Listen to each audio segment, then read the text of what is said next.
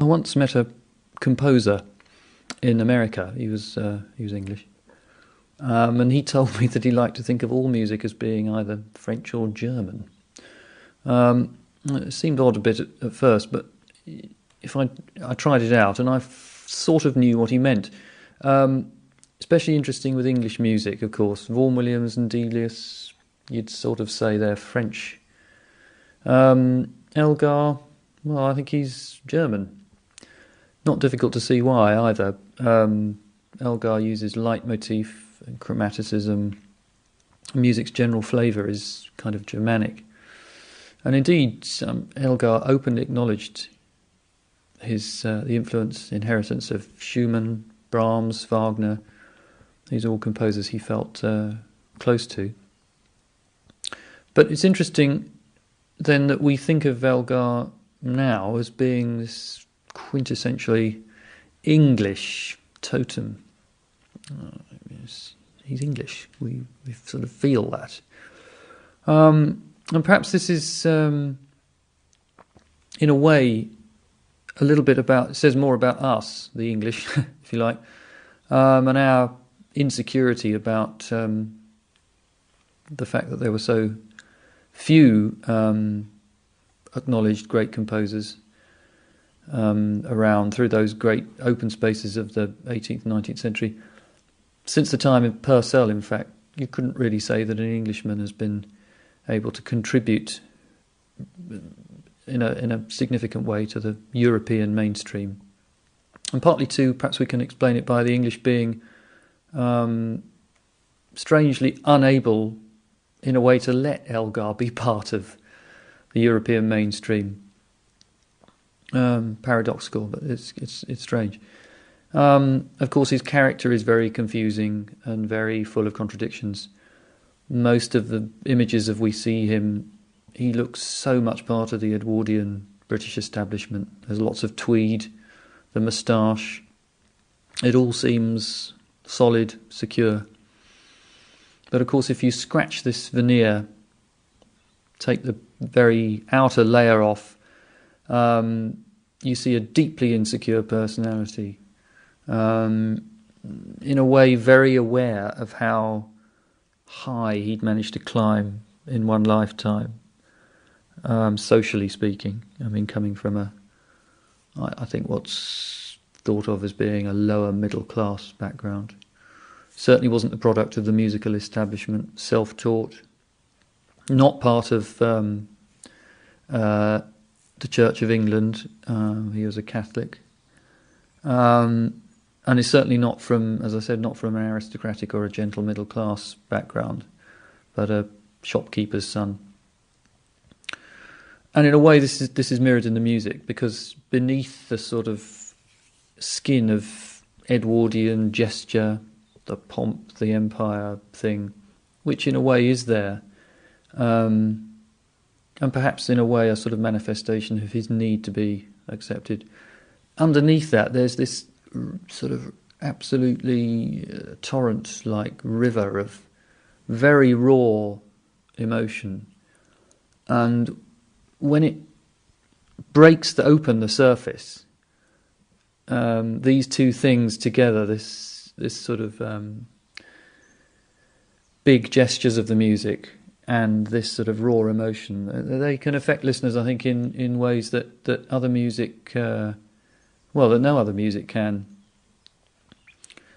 It's interesting that for many years Elgar had, I think, harboured hopes of becoming a real violin virtuoso. He'd taken his playing to certainly very high technical heights, and he was incredibly aware of what the violin could and should do. That ambition didn't materialise, but I think the instrument remained, in a way, the natural, or the kind of his chosen voice. And I don't think you can overstress this. I think when you listen to the violin in any of his works, where it's featured, and obviously in the concerto, this is the thing. We're really hearing him quite clearly talking about himself, and very intimately as well. So what's the concerto really all about? What's the theme? What's he trying to tell us? Well, I suppose if it's about anything, it's about love, and it's about perhaps the effects of time. And if Elgar, I mean, I'd go as far as to say if there's one work in which he reveals most about himself, it's probably this piece. And like all his best music, it sort of has this, the inner need is to confess something quite private in this case, I think, well, very private. It's interesting in that it's written absolutely at the sort of apex of his stardom, when he was really a sort of celebrity and a darling of the establishment. And also written in sort of late middle age as well, which is perhaps a time when one can look back and assess what you've achieved, what you're likely to achieve. The sort of span of a whole life, I guess, is revealed by that stage, or something close to it. And the other incredibly important thing is that the work carries a dedication, and a very mysterious one. This is all wrapped up with the Enigma variations, and there are endless theories and questions as to who the identity of this little Spanish dedication is. The 5 dots. Herein is enshrined the soul of ... 5 dots. Significant, probably. Who knows? But certainly Ernest Newman says, quoted, talking about Elgar's deathbed remarks, of which he revealed nothing, except to say that, I'm quoting here, it explains a good deal in him that has always been obscure or puzzling to us. It has a particular bearing, I am convinced, on that passion, of his for public mystification. The first movement begins with a huge opening tutti, and when one's playing this piece, you stand there and this great wave of music sort of floods over you. He allows us to hear all the material in sort of truncated, compressed forms, and the work's opening phrase is in a way wonderfully wrong-footing harmonically. And it's been pointed out that apart from a few moments of repose, this sort of sense of restlessness that you get through this tutti is not perhaps unrelated to the fact that there's no root position B minor. So B minor's sort of there, but it never sort of settles. And the first phrase, which is a sort of motto for the whole piece, opening the piece on the tutti violins, is returned to at the end of this tutti, and the violin steps in to answer that phrase, and it's the most fantastic moment. And Elgar himself was very proud of that little device, and obviously not just because as a device it works so well. It's almost as if the violin steps out to meet the challenge that's been set up, and it both closes off that first phrase with the answer, and then sets out on its own journey through the next 45-50 minutes. It's a long old piece. Second movement, my instinct is that it's a portrait of the person to whom the work is dedicated. But whereas in the first movement perhaps we're feeling the effect of this person,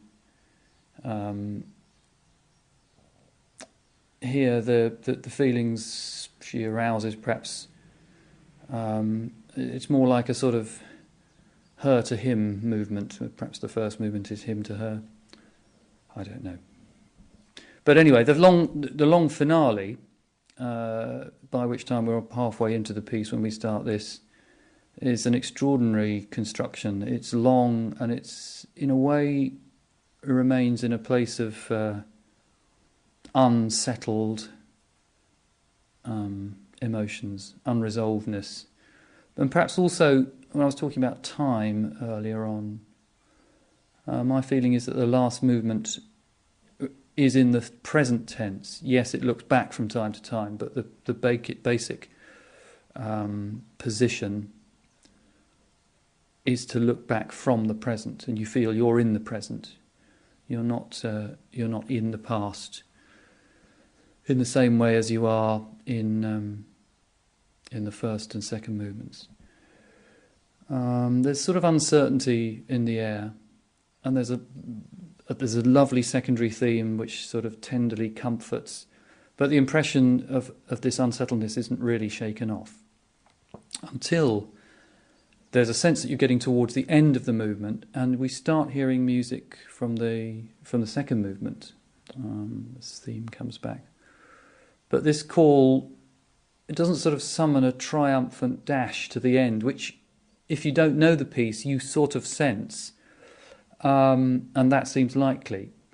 But having reached this sort of tipping point, gradually then the music starts winding down, and it enters a very strange, almost motionless place.